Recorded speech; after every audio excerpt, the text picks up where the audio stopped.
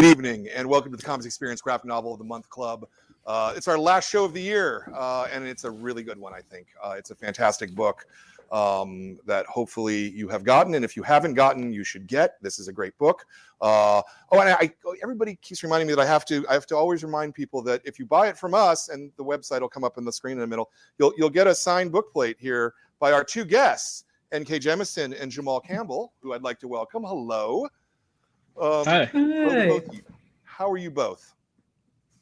What a fantastic book this is. And I'll say especially that we usually don't pick superhero comics for this. It really stands out that it's a good, strong superhero comic that I think that normal civilian readers can read as well.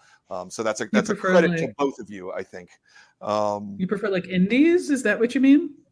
We do a pretty wide range of genres and styles. We try to pick like not the same book twice in a row, so that someone who's a member gets 12 really cool selections. Next month's book is going to be this book from Fantagraphics, No One Else, which is it's kind of like an Adrian Tomine book in sort of how it's told.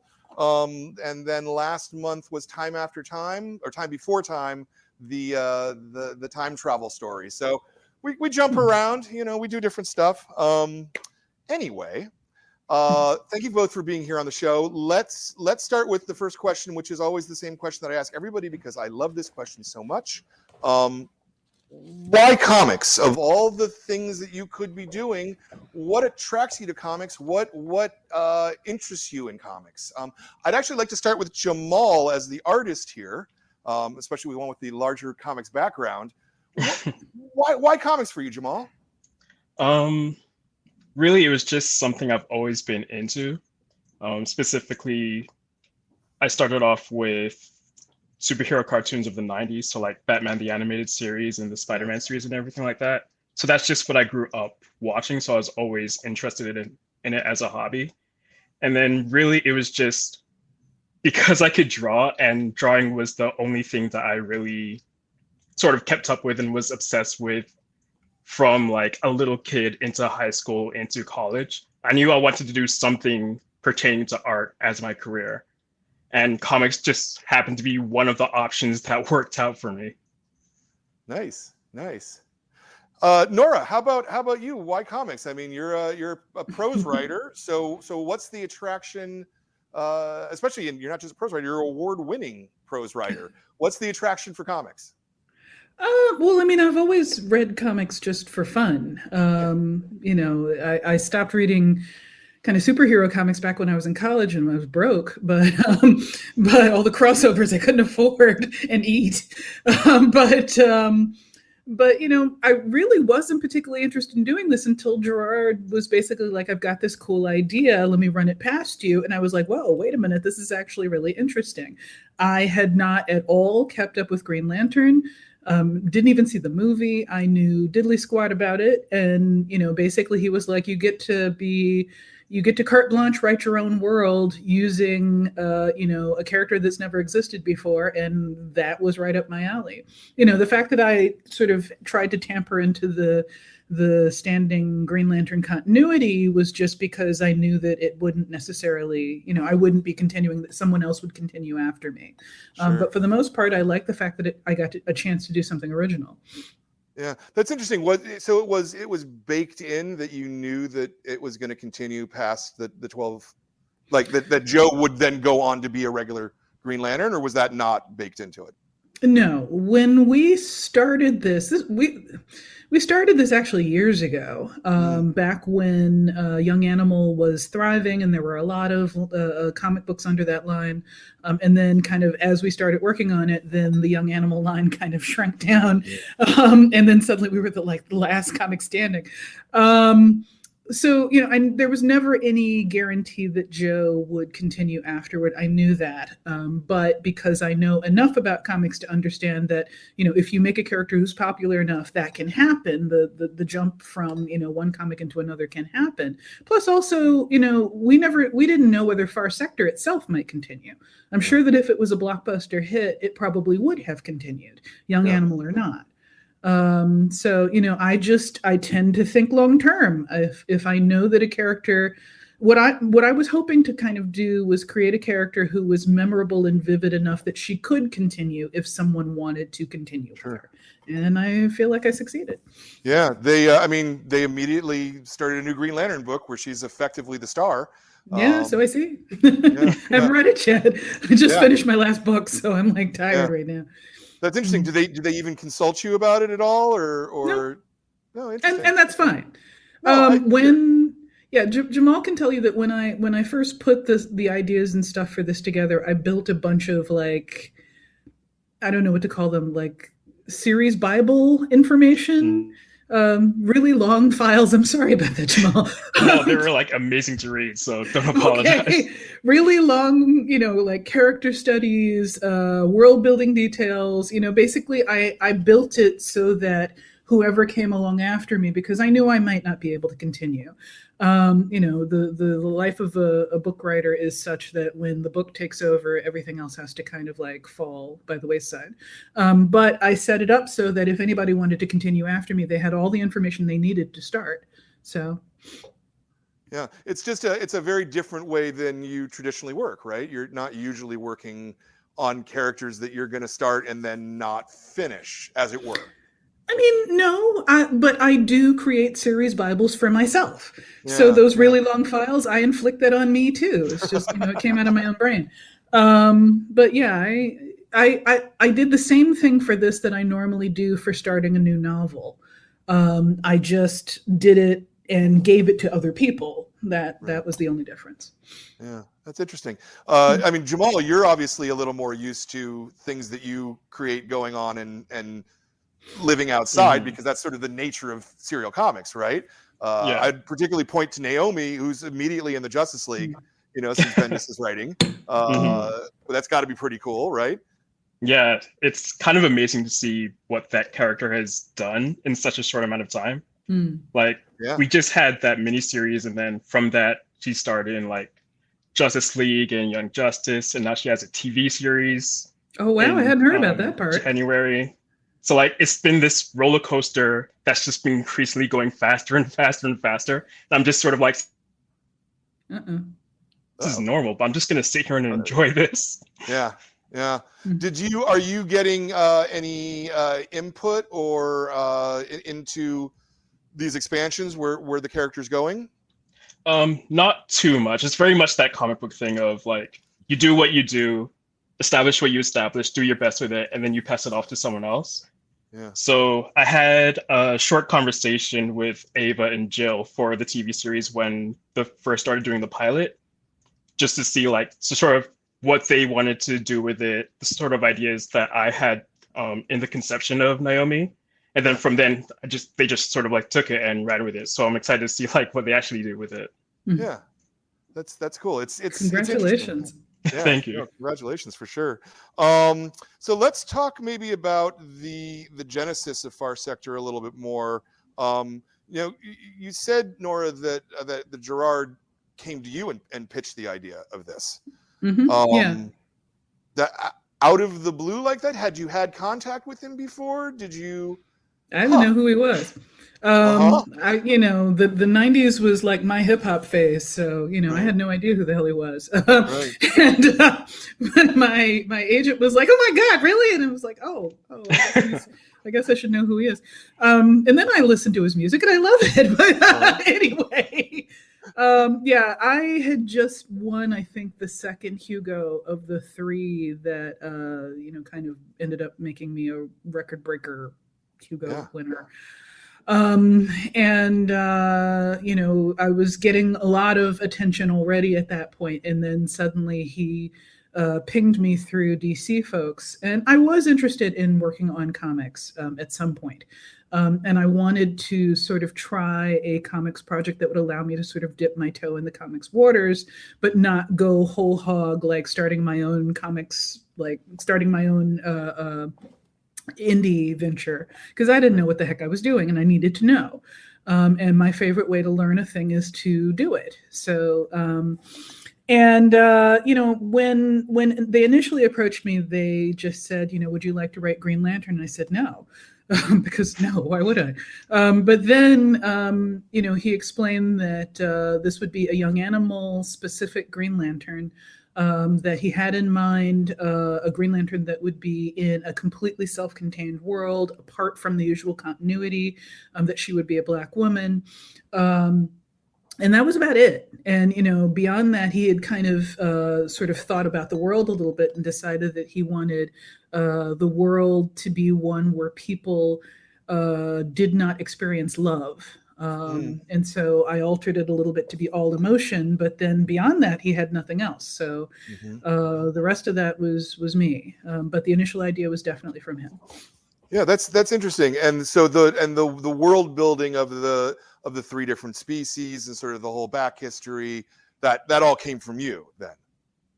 Yeah. I mean, I think around that time, people, I guess I'd started to develop a reputation for being like good at world building or enjoying world building or something. This was before the masterclass on world building and all this other stuff.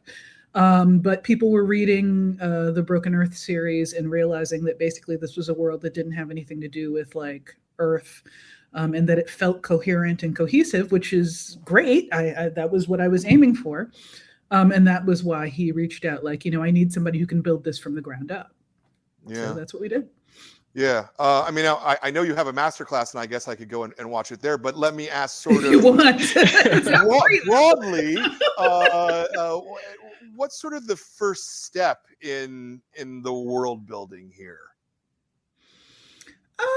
Did you try to proceed in the case of Far Sector? Did you try to proceed from Joe's character, or from the science fiction part of the world, or was it all being developed at the same time? It's hard to articulate.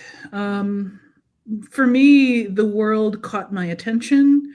The character for a while kind of stayed not fallow, but just kind of dormant, because I didn't really have, enough to kind of build her with. A Black woman Green Lantern is just, okay, like whatever. But, once I started kind of working on the world and I started realizing what kind of person needed to interact with this world, this would be an extremely futuristic world, a little bit cyberpunk, a lot bit Afropunk, a little bit of, Afrofuturism is the overarching term, but Afropunk in particular is an Afrogoth or subsets of that, aesthetically that I found appealing. So I really just wanted to kind of play with the imagery of it, or just, like, what was this world going to be about? If the goal was for these people to be kind of trying to find a way to escape from emotional oppression, then I needed a character who had the ability to deal with that. And of course, if she was supposed to be from Earth and she was a Black woman, well, she'd had personal life experience with that. Sure. But I also wanted to make it a little bit conflicted for her. So as I started realizing, kind of what needed to be done, I couldn't make her like an anti-racist activist. I needed her to be someone who would have an internal conflict about it. So I made her a cop, which was difficult. It was something that, this was around the time of this was before the George Floyd protests. So this was not too long after like Ferguson and things like that. And, writing a Black character who is a cop can be a really kind of delicate balancing act between, are you excusing a lot of the systemic stuff that cops do, or are you, how do you do this right? And I even reached out to the, NYPD. They had a kind of publicity division that supposedly would be willing to talk to prospective writers and things like that, to help them get more verisimilitude in the thing. And they never returned my calls or emails. So I just made it up. So, if I got the cop details wrong, blame NYPD. Anyway, but beyond that, you know, she sort of formed as the world kind of cohered. I began to realize what kind of person needed to be the Green Lantern for this world, and that dictated it. Yeah, interesting. And it sounds like that the kernel of I want there to be a world full of people who don't feel love, like really knocked down a chain of dominoes for you, more or less.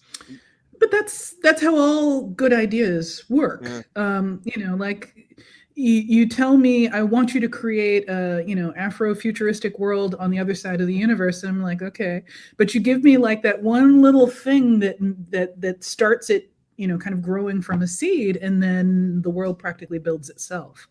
Yeah. You know, so, or at least that's how my brain works. You know, I don't know if that's the case for everybody. But, you know, once I started kind of putting the idea together, I'm a nerd. I'm a science fiction nerd. You know, I was like, I don't want to do just a planet. This doesn't gonna, you know, I'm not gonna put these people on another planet. We're gonna do a Dyson sphere. And then I was like, no, that's corny. Everybody does Dyson spheres. Okay, we're gonna do a ring world. No, everybody does ring worlds. Anyway, I apologize, Jamal, because I know you had to draw all of that. But you just you did the hell out of it. So thanks. No, there's nothing that I'm sorry, not sorry. Anyway. Well, so then that's the question I want to ask Jamal, which is kind of the flip side of that of how do you approach this as an illustrator where it's obviously it's Green Lantern, so you know what Green Lantern is, but then it's set in an environment that you've never seen before. What's your approach in fleshing out these ideas and trying to wrap your head around 3 different species, the emotional concepts, the characters? Well, for our sector, it was pretty easy because Nora had those lore Bibles that she wrote. So they were very like she said, very long, but they were very like detailed and extensive. So like right off the bat, before I even started drawing, I already had a very solid grasp of the world she built and what she wanted out of it and what she wanted visually, because she very like helpfully had images that she'd pull up of like, oh, this is what I want the fashion to look like, or this is what I want certain things to look like. So I already had a good solid idea of what to base everything off of. From there, it's just both drawing what I think looks cool, just very simply. Like I like cyberpunk, I like future, I like sci-fi, so I just drew what I liked. And also there's like little things of sort of headcanon world building also on my end, where like kind of every character I drew, even the background characters, because like drawing takes a long time. It's a lot of like just sitting there. So for a lot of even background characters, I started getting ideas of, oh, what would this character be doing in this world? So it's just a character like walking down the street behind Joe is like, oh, this person is like a specialist or an artist of this kind, and they're on their way to work or they're on their way to a meeting. And that would sort of like dovetail into different details of like, oh, this building is an office building, or this building is like a nature preserve. And that sort of dictated the design of that building. So like doing that over the course of 12 issues, you start to develop this own world in your own head. And sort of like Nora said, everything starts to write itself. So by the time I got to like issue 6, I already had a good idea of both what Nora, what you wanted, and sort of like my own understanding of that world. So everything kind of drew itself and designed itself after that point. Yeah, you were creating that world from like issue 1 as much as I was, because I mean I'm not visual. Like, you know, I would send you like, you know, Afropunk, you know, aesthetic pages, but you know, I don't actually visualize what that shit would look like. So let me watch my language. Anyway, yeah, so like you actually did it, and I had not imagined what these characters would actually look like, you know, beyond the sort of vague aesthetic generality. And then you gave them to me, and then I was like blown away. You know. Yeah, I mean, it also helped that even though like the write-up was super detailed and very specific, it was also open-ended, and you were very like open to me doing whatever I wanted, basically. I mean, once I saw, when they told me that they had found another potential artist for it, because originally we started out working with Sean Martinborough, but then due to the delays and that period of hiatus for for the Young Animal line, then Sean wasn't able to stay on the project. And so when I was looking at your stuff, Jamal, I first saw. What was your webcomic? Oh my gosh, I'm so sorry. Immortal Nadia Green. Yes, that one. And then they sent me not Nadia, Naomi. And then I was like, sorry about that. But then No they problem. sent me Very Naomi, similar names. and, I do that too. Yeah, and then at that point I was like, okay, this is a master of his craft. I need to stay out of his way. So like I gave you the basics, and then at that point I was like, well, he obviously knows what he's doing. Let's see what he comes up with. My father is a visual artist. I am well, actually this is one of his prints behind me. But my father is a visual artist, and I have always grown up as the person who can't draw in a visual artist's house. So I have nothing but respect for people who can. And I also understand that when the inspiration comes to you, you stay out of that inspiration's way. You let that inspiration do what it's going to do. So it was a joy and a delight to work with a master of this form. So thank you. I learned so much, and it was a wonderful experience. Yeah, so let me ask a question. Let me follow up there. Were there things that that changed about your writing on the project as you saw what Jamal was producing and was capable of? Oh yeah, definitely. I have said this in interviews, but first and foremost, my scripts got shorter. My initial scripts were like super detailed because I wasn't sure how much I was supposed to put in there. I was basically teaching myself how to write comic book scripts from books, and I didn't know what the hell I was doing. So apologies for that as well. You were very patient. Probably the fact that we didn't talk in person helped a lot. But, so you couldn't cuss me out even if you wanted to. Anyway, so the scripts were a lot longer in the beginning. And then as I started to realize, okay, he knows what he's doing and I don't need to give more detail. I would do things like whole action scenes where I would just be like, here's 3 pages, do what you wanna. I just want like two beats hit at some point during that sequence.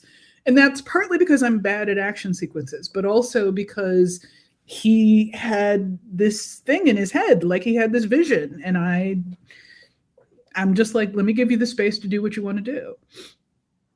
I love that, because I think that you're the first writer to say in almost all of our interviews to say that you're working with someone essentially Marvel style, because this is the way that they used to call this Marvel style, where Stan Lee would write stories where you have all the dialogue and the plot points, but then the action would come and he'd be like, three pages of fights, and just leave it to the artist. Really? Yeah. Whereas most writers are at least choreographing something at that point. Would I suck at choreographing. Yeah? Like in terms of what you get from, you would agree with that, Jamal, in terms of like what you get from, I don't know, say Bendis and David Walker on fight scenes in Naomi, right? They're choreographing it to a certain degree. But it's also, I think it also shifts the more you work with them. So for example, when I first started working with Brian and David on Naomi, it was very much that scripted, they had everything scripted out, and then I just sort of changed things if they needed changing. And then as we got more comfortable with each other and more comfortable with our creative styles, then it was sort of shift more to both Marvel style, where they would just say, okay, we just need this on the page, do whatever. Right. And also they would very much trust me to make any changes that I wanted to make if I thought it would flow better or look better or read better. And then pretty much for the back half of the first season of Naomi and for season 2 as well, after I finished drawing and coloring everything, they would then go back and almost re-script it or not fully rescripted, but like sort of change around if anything needed changing to adjust to what I drew. Yeah. So it's very much a back and forth, like they do this, then I do this. If anything needs changing, I change it, then they go back and adjust their scripting to what I done. So it's very much a progression of when we first started to work together, we didn't know like what exactly to do. So it's very rigid. And then it became more free form as we went along. Interesting. So I'm wondering, in terms of the first couple of scripts that Nora gave you, she said that she wrote out a lot, but then you've got to translate that into how it works on a comics page, right? Because I think you'd agree, Nora, as well, that a prose page and a comics page flow very differently, right? It in terms of a comics page needs to have an action at the end of every page, more or less, to get the page turn going. There's certain structural things that have to happen in the pacing of a comic for it to work, right? Where you don't the rules aren't necessarily as rigid in prose. So Jamal, when you get a script like that, I mean, I guess first off, how naturally did Nora take to the comics process? Like, how much changes needed to be made on your side, and then I guess to sort of talk about that for a minute. Sure. Well, really, it was pretty natural. Like, Nora is obviously like an amazing storyteller, so that very much translated well to like a good story is a good story. And then the thing with comics is, as a visual language, like, you can turn pretty much any moment you want into a page turner, just based on like the action that's going on. Even if there's no action, the conversation that's being had and how you frame it and compose it visually. So there isn't very much, there isn't much thought that you have to put into it. It's very much natural. Like, this is the last panel on the page. How's the best way I can compose that to make it interesting? Okay. So like that's just the idea I take to going panel by panel and how I compose my layouts and everything like that. So it's not a conscious thing. It's just the way I work and the way you naturally would lay out and draw a comic. Okay. And Nora, for you, the change to having to think about things not merely as chapters, but also as individual page units, right, that have a certain kind of pagination and flow in a certain way. Was that a difficult change at all? Was it a refreshing change? It was refreshing. It felt a lot like writing a short story, because you can't put as much material into even 12 issues of a comic as you can in a book, obviously. But I also write short stories. I did a kind of rough draft of the whole series, actually, because I'm used to writing books. So 12 issues of a comic book was easy. Not easy. Okay, let me not say that. But, like altogether in terms of word count, it was a fraction of the size of any novel. And so, the format was hard. Understanding those, sort of visual, understanding how visual storytelling works is a thing that I had to wrap my head around, because I'm used to sort of using metaphors and turns of phrase to sort of get emotion across. And I had to pull back on all of that and just leave plain dialogue or, interesting dialogue, hopefully. But, I had to kind of allow there to be a lot of room for the visuals to kind of get things across. And also part of it was that I was studying other comic books at that point.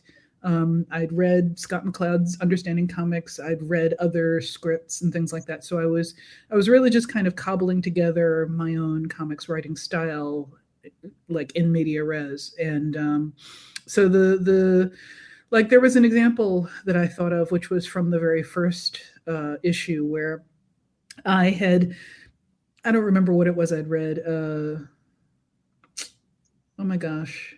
I can't remember the name of the book that I was trying to steal ideas from. But anyway, so I made some recommendation about how the panels should kind of splay out in a particular pattern to kind of try and present flow. And I left some mention in there of like, if this doesn't work, don't do it, because I don't know what the hell I'm doing. You understand this, right? But, when I saw the actual issue, when I saw what Jamal had done, I was like, holy shit, that was so much better than what I thought of. And he'd done it, but he'd done it like, I can't even describe it. I had said something about like, what if these things are kind of arranged in a semicircle? And he had them in this flowing slant. I don't know visual words. Anyway, but what he had done was so amazing that at that point I was like, I'm not going to make any more recommendations about how the panels should be arranged beyond there should be this many or that many or maybe like whatever, because you understood more about the framing than I have yet figured out. It takes years in a genre to understand those nuances and subtleties. I'm not going to understand that anytime soon. So fortunately, Jamal did. Yeah. Was it, comics tend to be more dialogue driven than narration driven. Whereas in prose, there's an awful lot of narration and description, but Jamal's doing all that work in a way. Depends on the author. Absolutely. I was speaking broadly.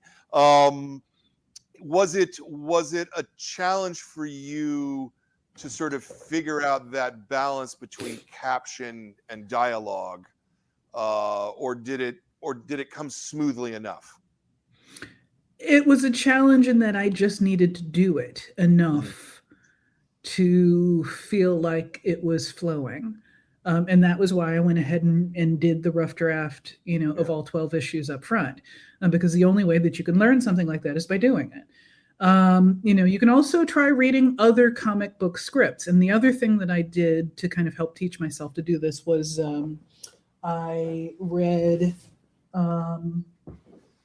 this 2000 AD script book, which is actually kind of amazing if you guys haven't seen it. But the 2000 AD comic was this UK thing. You're probably more familiar with it than I was because I'd never heard of it.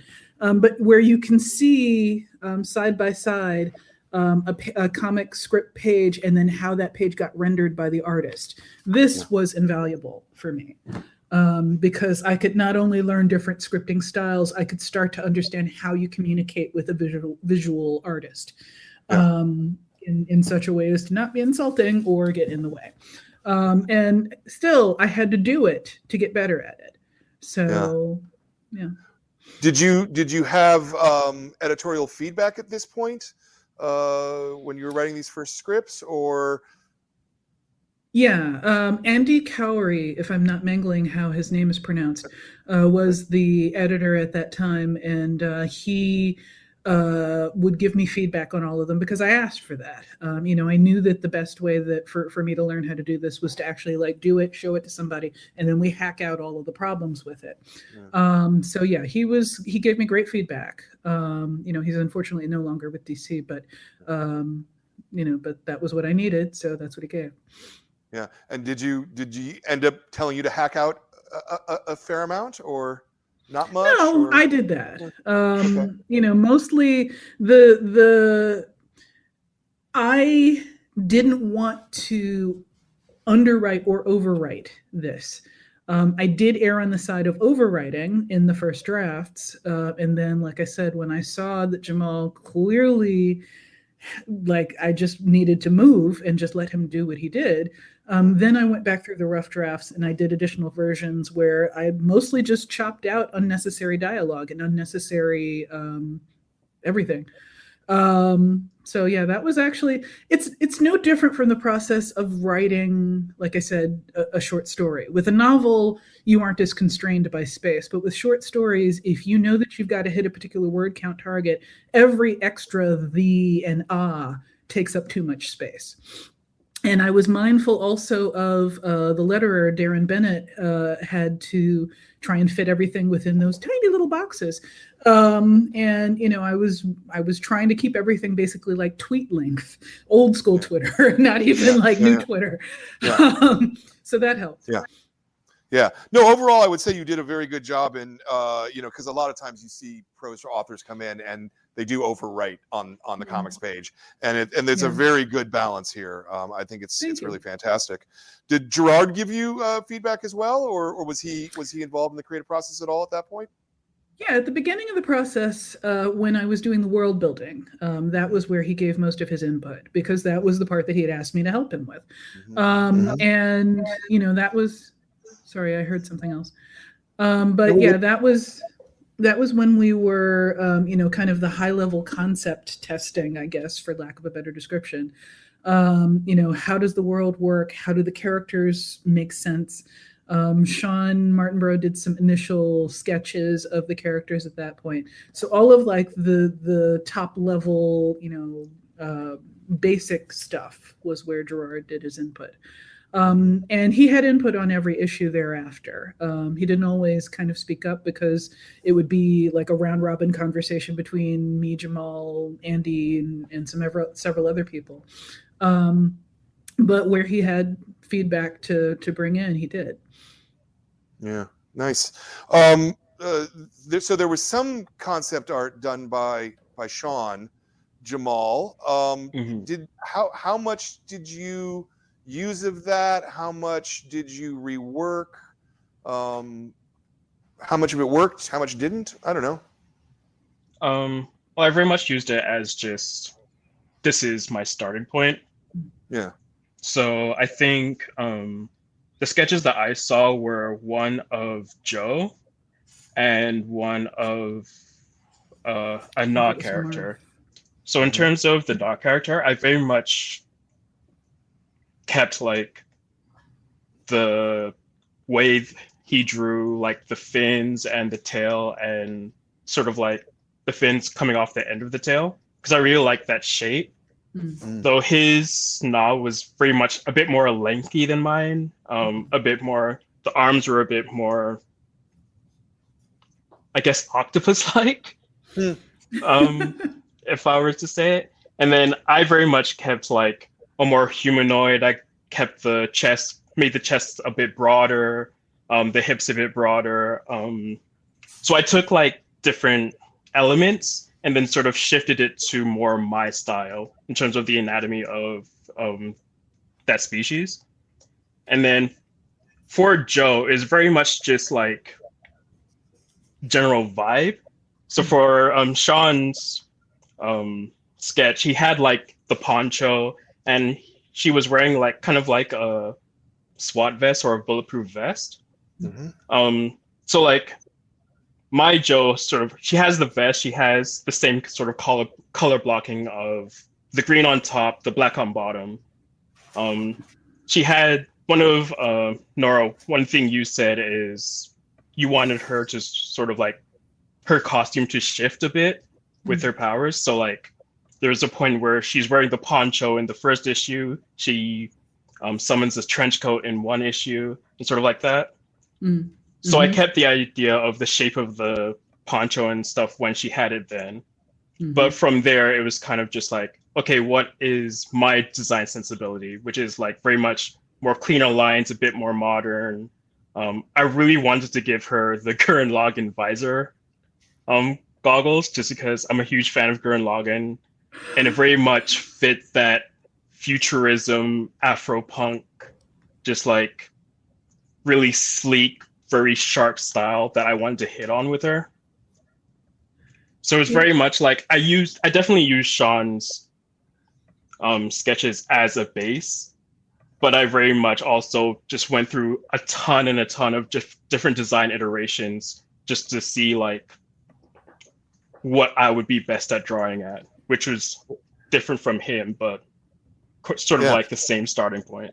There's not a tremendous amount of back matter in here, but there is one page where there's, I want to say, 35 or 40 different designs of Joe. You know, the iterations that you went through, and like, oh, how about this and how about that, and how much sort of previs time did you put it? Because this looks like a lot. This looks like it's 2 or 3 weeks worth of design work. Yeah, it was about that much. Yeah. Because I started Far Sector like right off of the back of Naomi season 1. So I finished that. I had maybe like 2 weeks off where I just didn't want to draw at all because drawing Wow. comics is a lot. And then Yeah. I went right into sketches and previs for about 2 or 3 weeks for Far Sector, and then straight into issue 1 from there. Yeah. Wow. Yeah. How long had you been working on the book at this point, Nora? Because you said that you started at the second Hugo nomination, or the second Hugo Award. So that must be 5 years or so. About 2016? No, 2017. That would have been 2017. So, or 16. Well, okay. I don't know. Somewhere in there. But remember that there was a fairly lengthy hiatus during which Young Animal's future was completely up in the air.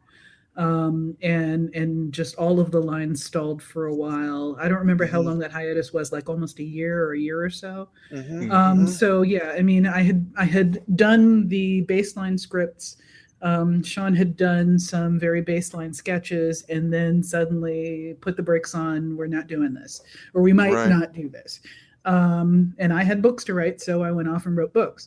And then when Young Animal kind of rose from its grave, then we were able to start proceeding at that point. But a lot of things had to change, such as Sean, going off to do other projects and Jamal coming on instead. Yeah. What was I going to ask there? Was there a change in because of the time that had passed and that you had written, I imagine, 2 more novels in that space? Did that change the nature of Far Sector at all? Not really. I mean, I was writing novels even while I was working on Far Sector. Right. Basically, I've been working on novels for like 10 years straight now, and I'm about to take a break. But because I just finished book 2 of the Great Cities duology. But yeah, so I mean, for me, it was kind of a refreshing palate cleanser. And I like doing new things. I like trying new projects. I started writing short stories just to kind of try my hand at it and see if I could be any good at it. And it helped improve my novel writing. So now I'm willing to try all kinds of new things. I wrote a media tie-in novel for Mass Effect at one point. And I would love to try game writing at some point, although, the industry would have to change a little bit before I'd be comfortable with that. But at the time, I thought I wanted to try game writing. That pretty much killed that. Now I'm writing a film script. So, I just like trying new things. I get bored easily. I have a creative, short attention span. Yeah. Well, as an artist, Jamal, right? It's much easier to not get bored, right? Because you're constantly designing new things and building new worlds. It comes and goes. Like, it's very much a process of the initial part is super fun because that's where all the designing is. That's where all the thinking and problem solving happens in like the sketches and the layouts. And then once you're done that and you're actually drawing, there is some problem solving, where it's very much I did all of my thinking during the layouts so that I know by the time I get to pencils and inks, I know exactly what I'm going to draw, so I can just do it and focus on the details and the anatomy and making sure it looks good. And then by the time I get to colors, I've already thought about the colors during the layout. So that's very much okay, I'm kind of just doing this. Let me put on a podcast with some music to make sure I stay awake while I'm doing this. Oh, wow. And then you get into the next issue where you start the layouts again, and that's all the thinking and problem solving. So it's like a cycle of like, I'm very much engaged, and then I'm kind of drudging through this, but it's kind of fun, and then I'm very much engaged again. Right. So that's as true for the actual penciling stage for you as well? Because I've heard a lot of artists say this about inking, right? That the inking process is where they just go into automatic and they put on some other art to distract them from the thing that they're doing, which I could never function like that. I cannot. It blows my mind, but it's the same for penciling for you as well. Yeah, because for me, because I work digitally, my pencils are pretty much my inks. Like they constitute the same stage for me. So, like I said, I do all my thinking and problem solving during the layouts. Like my layouts are pretty detailed and like pretty thorough, so that when I get to my pencils, like there's always like you're trying to figure out how to make something look good, and that always like takes some thinking and brain power to figure out. But also at the same time, like I know what I'm going to draw at that point. It's just figuring out how to do it and how to make it look good. So then once you figure it out, then it's the put on a podcast, put on the music, put on a movie, and just like autopilot through it. Yeah. When you when you're actually, you know, in production, in full production of the book, I'm assuming that you're a page a day man, at least. Yeah, I have to be. Yeah. I mean, 12 issues is, you know, at a time. That's a really big commitment for a book.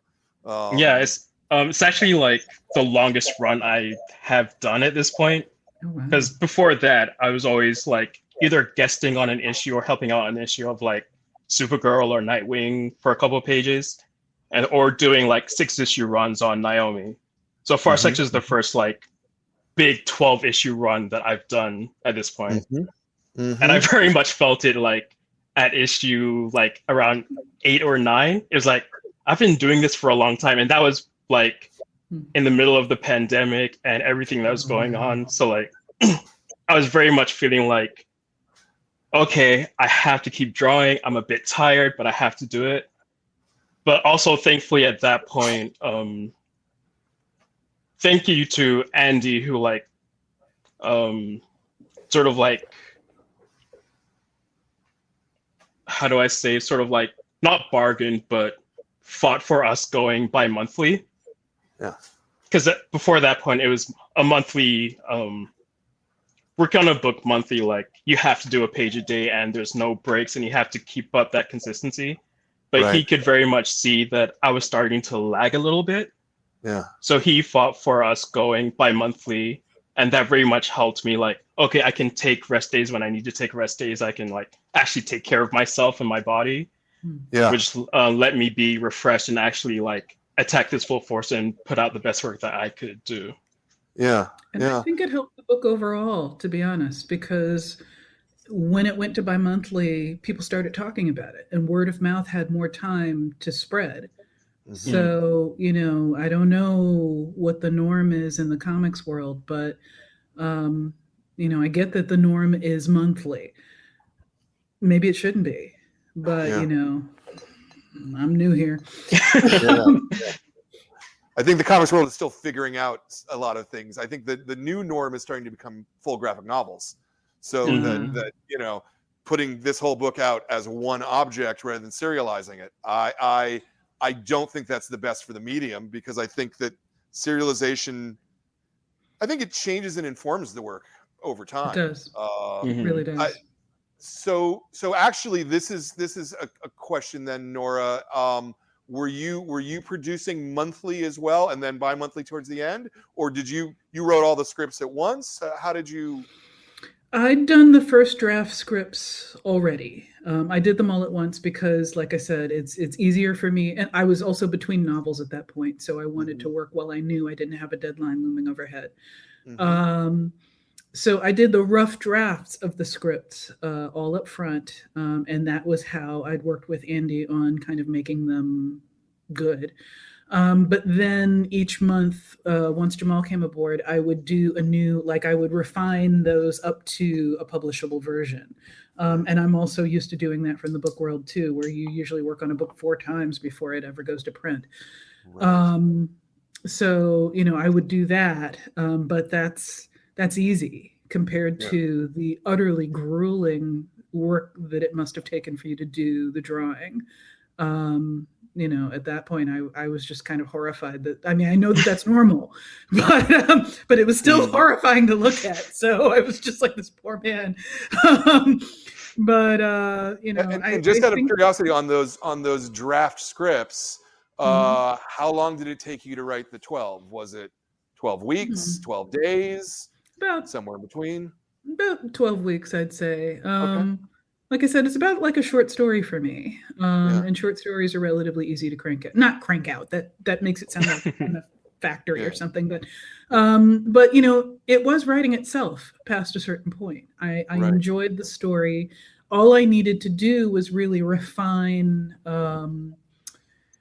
the thing that I was working on at that point was making it exciting enough, because I'm not used to the comics format of, you know, there's a fight and you got to have a fight in the first issue. You got to have some action in almost every issue.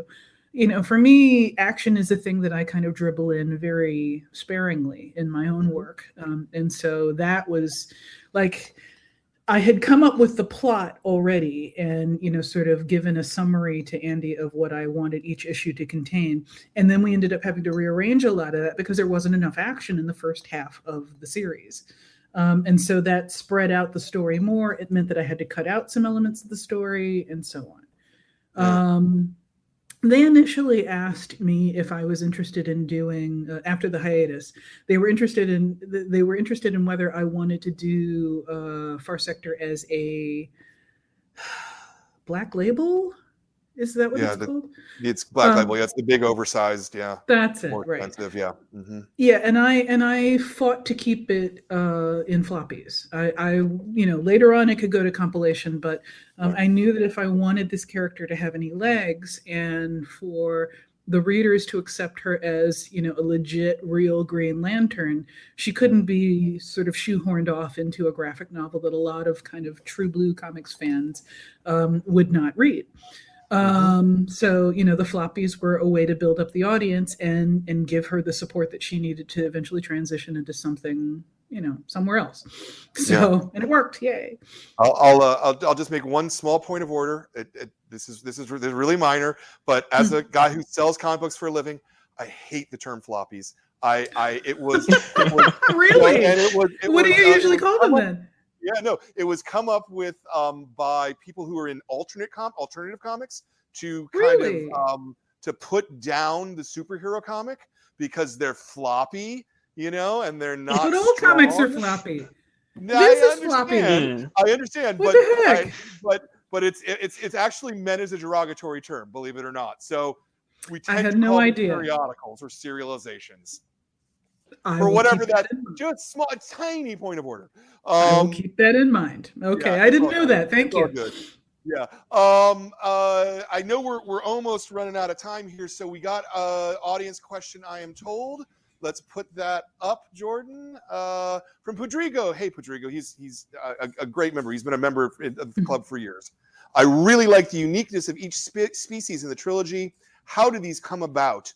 Was it difficult to make them so unique? But at the same time, and this is the important part, I think, part of the same world. No, scratch that. Yes, in the sense that world building is difficult. No, in the sense that I enjoy world building, so it was fun. So, you know, once I had come up with the history of the trilogy races, then it became, you know, just a matter of like putting them in the right position. But yeah, I mean, I grew up on Star Trek and, you know, all of these shows full of multiple species getting along and having great relationships or terrible relationships or whatever. So it was not that difficult to come up with that. I did want to kind of play with that concept, like, for example, making the Ketopli predatory plants.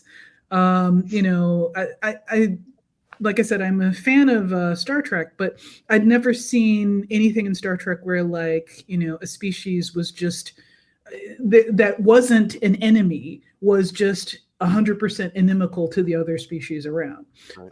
The Ketopli would just nosh on everybody. Everybody would be snacks if it was up to them.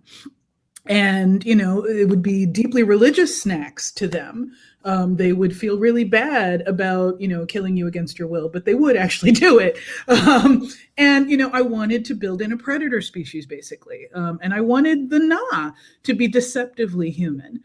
You know, there's a tendency for humanoid characters or human-like characters in science fiction to just be human proxies. I wanted the Na to be physically very similar, psychologically extremely different.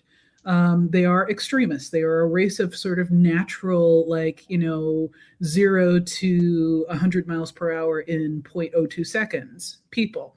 The reason that they live in a space station is because basically they all got mad at each other and the knob blew their planets up, because that's how they solve problems. That's basically what I wanted to kind of play with was, standard science fiction concepts of multicultural, multi-species societies. And that was fun to do. Yeah. And Jamal, as visualizing it, sort of the same question, was it at all tricky to you to find a way to make these things work in the same world? Not really, just because concept-wise, Nora had done all that hard work in the world-building part of it. So like, all those details were already sorted. And then for my part, visually, it was actually important to make them look as different as possible, design-wise, just to make sure, just storytelling-wise, you could differentiate them properly, and also to further enhance like the differences in their mindset of like the Ketopli being giant and predators and towering over everyone, and the Nas humanness being like slightly in the uncanny valley. So I worked specifically to make them visually as different as possibly good. And then in terms of cohesion, like that's just in the art style. Like I draw the same on every page. I treat the characters the same way in shading and how I draw like their anatomy and everything like that. So that just happens naturally. So I could just focus on, this is the design of the Na, this is how their clothing works, this is the design of the Ketopli, this is how their clothing and their like the way they carry themselves, and this is that, and the same thing. Like I can make those as distinctive as possible, and then my art style just draws that together on the page. I have one more question about, and I'm not quite sure if this is an art thing or if it's a lettering thing, but the use of the untranslated language as a design element. Was that you, Jamal? Was that the letterer? And that it's such a design element of certain scenes. Where did that come from? That was kind of a bit of everyone. So for example, in the scripts, Nora, you put it as an alien script or city script, I think it was called. Yeah, I think that was it. And then from there, Darren took it and sort of grabbed the font for that. And then I took that from Darren and started incorporating it into the art scenes and like the backgrounds on posters and on billboards and in like holograms. And so it was kind of like a bit of everyone just working off each other and taking bits and pieces of each other. And then that came together in the final product. Oh, that's really interesting. Yeah, my only contribution to that was, like I said, I wanted the script to show some circularity. I don't remember why I wanted it that way, though. It's been a while. But anyway, but it looked fantastic. So Darren did an amazing job. And in the scripts, it was it in English? Was it in some? The words and stuff. Did you put any of that into the script yourself? I guess is what I'm asking. Did that make sense? I don't think I asked that question correctly. No, okay. I get what you mean. So I would say things like, Marth is looking at their equivalent of a newspaper or a news, CNN online. So it should look like a news report. And beyond that, I was just like, make it look like whatever you think makes it look like a news report. But I see. Okay. Yeah. Then I would say it's in city script, obviously, because they wouldn't write in English. Yeah.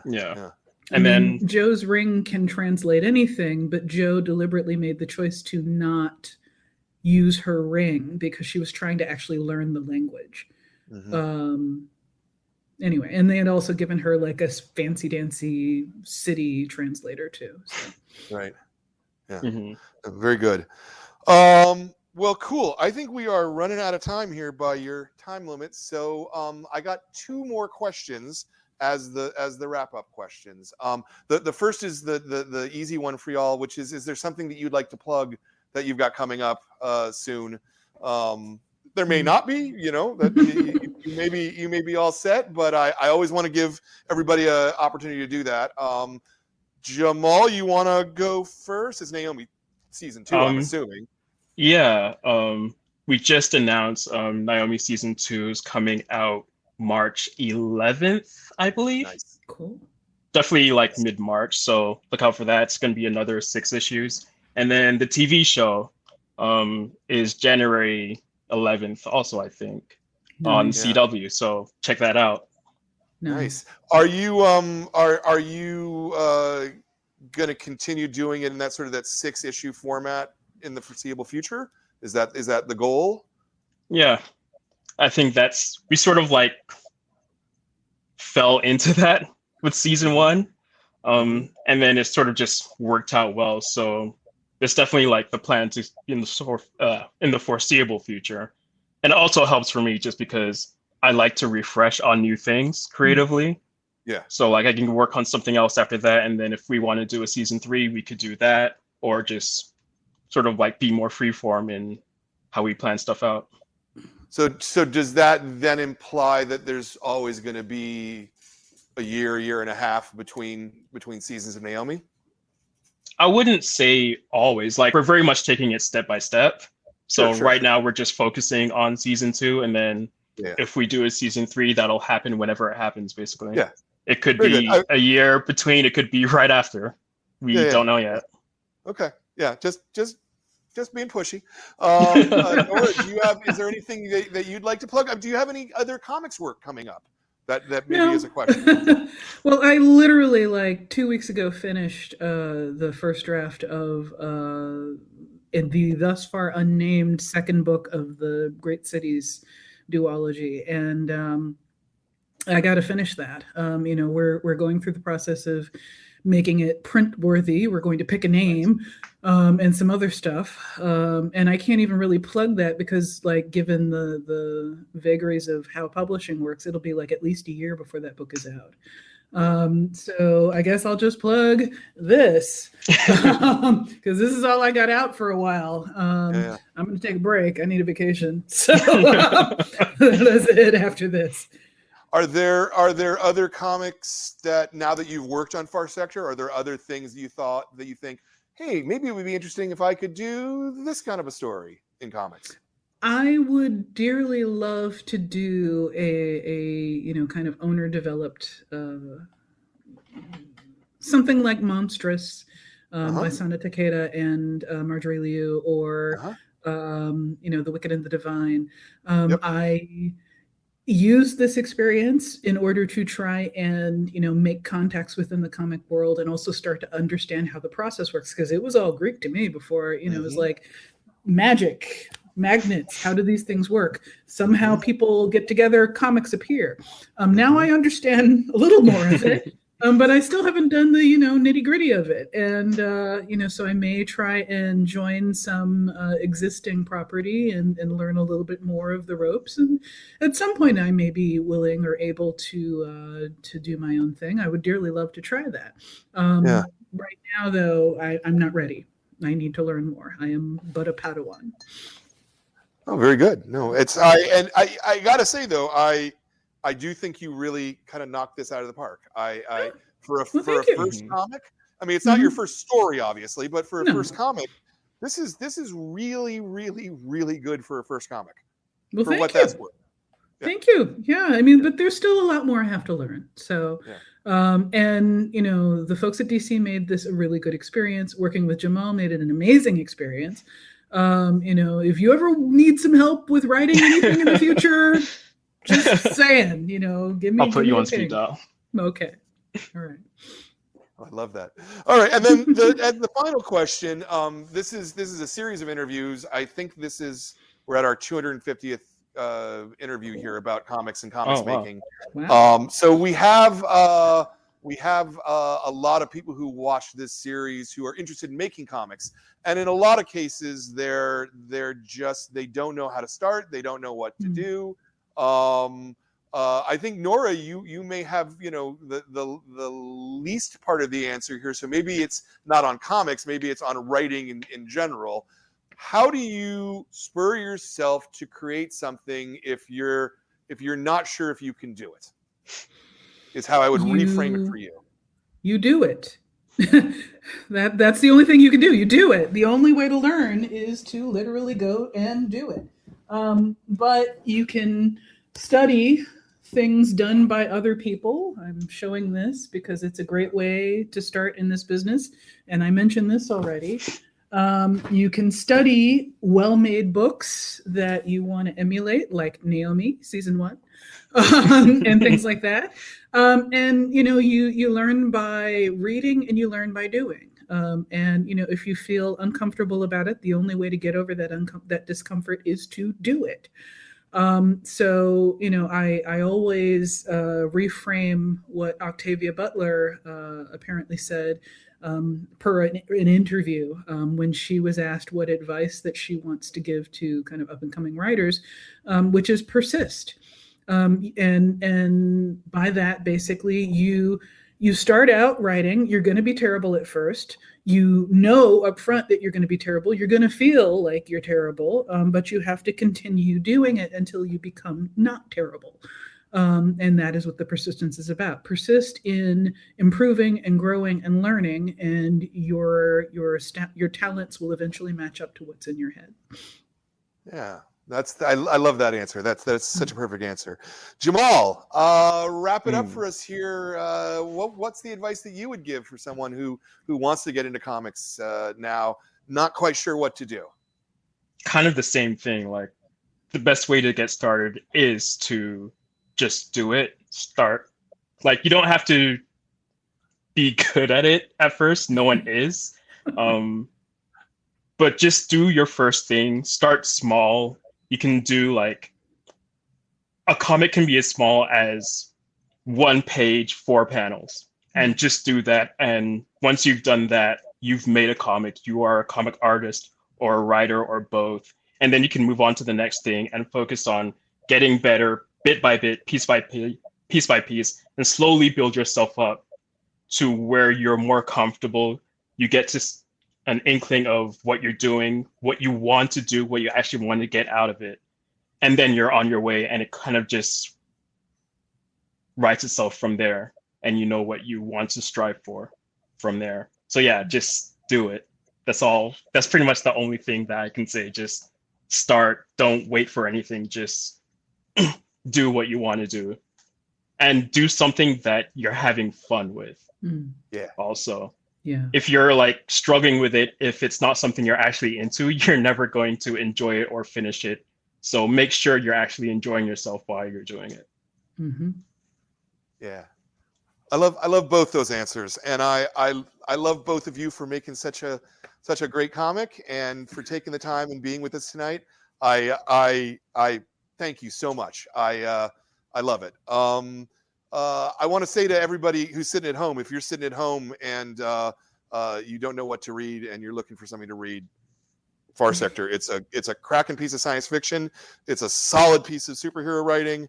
It's really good. And again, if you buy it from us, you can get a free signed book plate because why not, right? And you can join the club too, because every month we bring interviews like this. Jordan, give me one shot, will you? I want to say that the next show we have coming up is Sunday. Is the Kids Club. We're talking to Kelly Fernandez about Manu.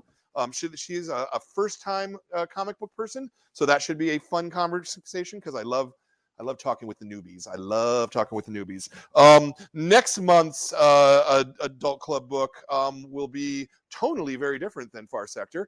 It is No One Else by R. Kiku Johnson, which is a family melodrama in Hawaii. It's a very fantastic piece of work. And then for the Classics Club, we'll be talking to Greg Rucka about Whiteout. And Greg is a great person to talk to, so that should be a fantastic conversation. that's the January shows. So do that. I would like to take a moment here to do one special thanks, and that is to Jordan, who has been running these shows for the last 7 years. This is his last show that he's behind the camera. He is going and getting a more adult job in a different city, and so he's not going to be able to sit here in the comic book store and run this for me. Jordan, thank you so much for the years of help and service, and you'll still be the producer. You'll still do a lot of the back end stuff, but starting Sunday, my son is going to be running the camera, so that'll be fun. I also. Yeah, absolutely, Jordan.